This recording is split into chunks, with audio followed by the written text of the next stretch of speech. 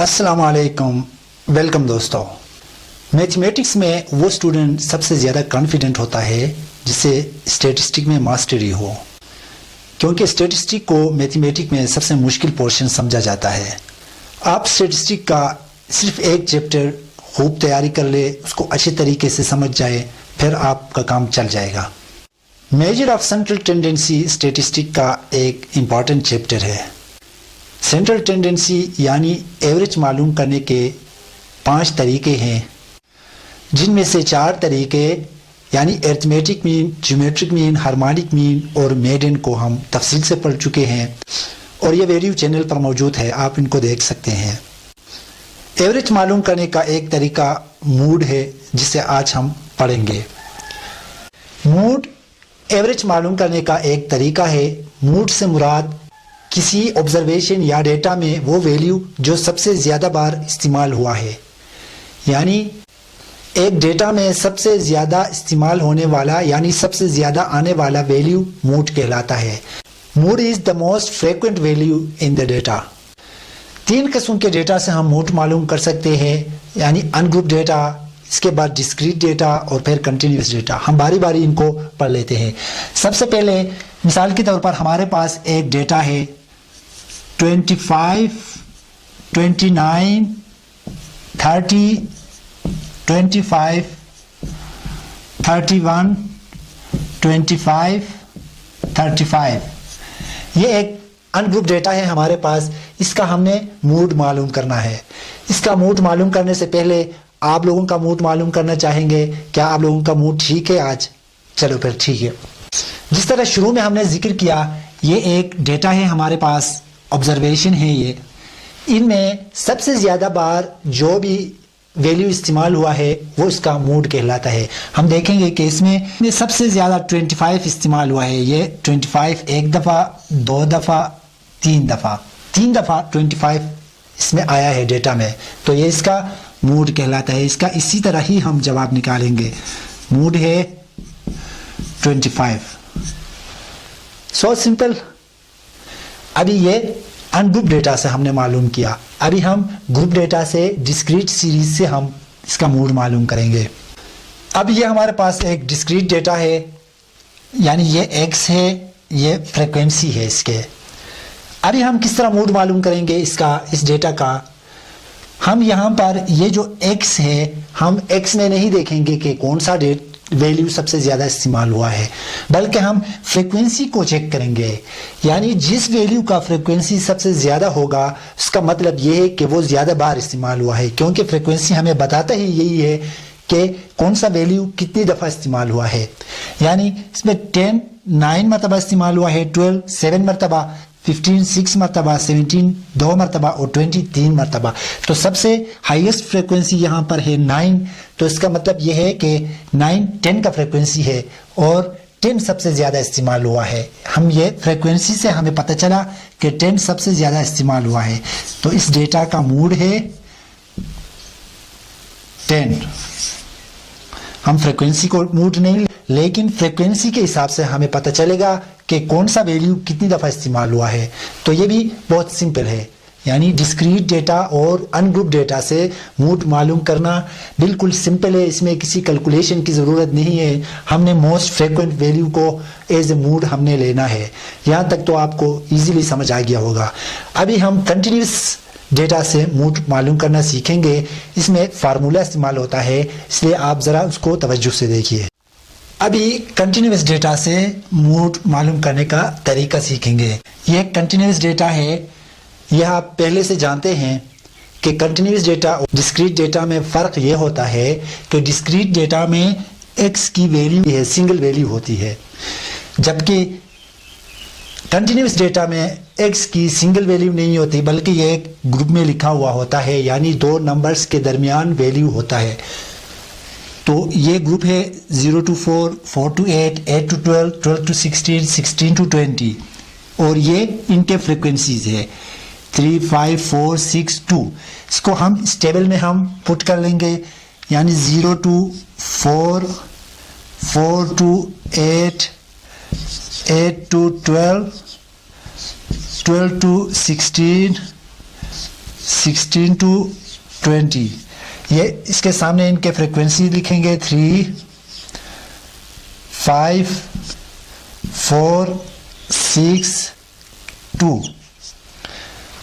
अभी ये continuous data है हमारे पास। कंटिन्यूस डेटा से मूड मालूम करने का ये फार्मूला है, और फार्मूला पर जाने से पहले हम यहाँ पर इसका मॉडल ग्रुप हम आइडेंटिफाई करेंगे। मॉडल ग्रुप हम फ्रीक्वेंसीज को देखेंगे, इनमें सबसे बड़ा फ्रीक्वेंसी जो होगा उसका ग्रुप मॉडल ग्रुप होगा। यहाँ पे सबसे बड़ा हाईएस्ट फ्रीक्वेंसी 6 है, तो 6 इस ग्रुप से है, यानी ये पूरा ग्रुप हमने, ये क्या है, मॉडल ग्रुप। मॉडल ग्रुप हमने आइडेंटिफाई कर लिया।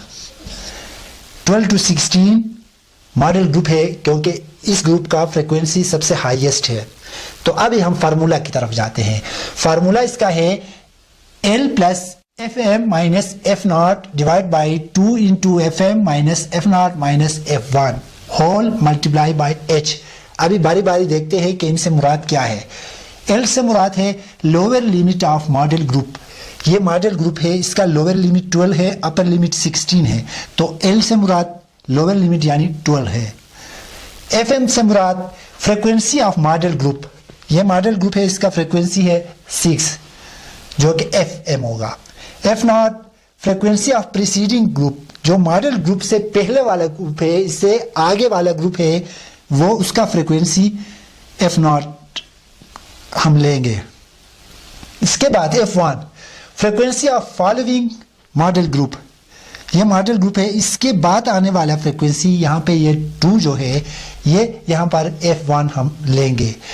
इसके बाद है H, जो कि फार्मूला में आया है। H से मुराद क्लास इंटरवल, यानी इस ग्रुप में कितना वक्फा है। 0 to 4 है, 4 to 8 है, यानी 4 का वक्फा है, और 4 इसका क्लास इंटरवल है। अभी हम इनको फार्मूला में पुट कर लेंगे। तो मूड मालूम करने का फार्मूला है L plus F M minus F naught divide by 2 into F M minus F naught minus F one whole multiply by H. अभी इनकी वैल्यूज पुट कर लेंगे। L का मतलब ये lower limit of model group 12 है, 12 plus ये FM का मतलब यहां पर 6 है, माइनस एफ नॉट यहां पर 4 है, डिवाइड बाई 2 इंटू FM, यहां पे 6 है, 2 इंटू 6 माइनस एफ नॉट यहां पर है 4 माइनस 2 होल मल्टीप्लाई बाई 4, जो कि क्लास इंटरवल है। अभी 12 प्लस 6 माइनस 4 2 है, 2 इंटू 6 12 हो गया, माइनस 4 और माइनस 2 माइनस 6 हो गया, मल्टीप्लाई बाई 4। मजीद सिंप्लीफाई करेंगे। 12 प्लस ये देखो 2 और 4 को हम मल्टीप्लाई करेंगे तो 8 होगा, 12 माइनस 6 होगा, तो 12 प्लस 6 को 8 पर हम डिवाइड करें तो ये आता है 1.33। अभी 12 प्लस 1.33 हो गया 13.33। ये हमने मोड मालूम कर लिया। ये इस ग्रुप का मोड है 13.33। यानी ये फार्मूला देखने से थोड़ा सा लेंथी लगता है, कंफ्यूजिंग लगता है, लेकिन बहुत सिंपल है। अगर आप थोड़ा तवज्जुह के साथ देखेंगे, आपने सिर्फ ये फार्मूला याद करना है, ये आपको याद होना चाहिए। इसके बाद आपको ये पता चलेगा कि इसमें L से मुराद क्या है, FM से क्या मुराद है, F1 से क्या मुराद है। ये आप एक दफ़ा सीख लें, फिर आपको कोई मसला नहीं है। असल काम आपने करना है ये फार्मूला याद करना है, और फिर ये अपने जहन में रखना है कि अनग्रुप डेटा से और डिस्क्रीट डेटा से मूड मालूम करने के लिए किसी कैलकुलेशन की ज़रूरत नहीं है। अनग्रुप डेटा में आप सिर्फ देखते ही आपको पता चलेगा कि कौन सा वैल्यू मोस्ट फ्रिक्वेंट है, जो सबसे ज़्यादा बार आया है। आपने वो मूड लेना है। अगर वो डिस्क्रीट डेटा होगा तो उसमें भी आपको कैलकुलेशन की ज़रूरत नहीं होगी। उसमें आप फ्रिक्वेंसीज देखेंगे, फ्रिक्वेंसीज में जो सबसे हाईएस्ट फ्रिक्वेंसी होगा वो उसका जो वैल्यू होगा वो मूड होगा। अलबत्ता इसमें जो कंटिन्यूस सीरीज है जो कि ये है, इसमें आपको फार्मूला इस्तेमाल करना है और फार्मूला बस एक दफ़ा आप इस्तेमाल करेंगे, बस ज़िंदगी भर वो फार्मूला वो ही रहता है। आई होप आपको समझ आ गया होगा। अगर वीडियो आपको हेल्पफुल लगी है तो इसको लाइक करें और शेयर करें दूसरों के साथ जिनको इसकी ज़रूरत है, और चैनल को सब्सक्राइब करें ताकि हर आने वाली नई वीडियो आप तक पहुंच सके और हम इस तरह बार बार मिलते रहें। तो आज के लिए इतना ही। अगर ज़िंदगी रही तो इंशाल्लाह दोबारा मुलाकात होगी एक नए टॉपिक के साथ। दुआ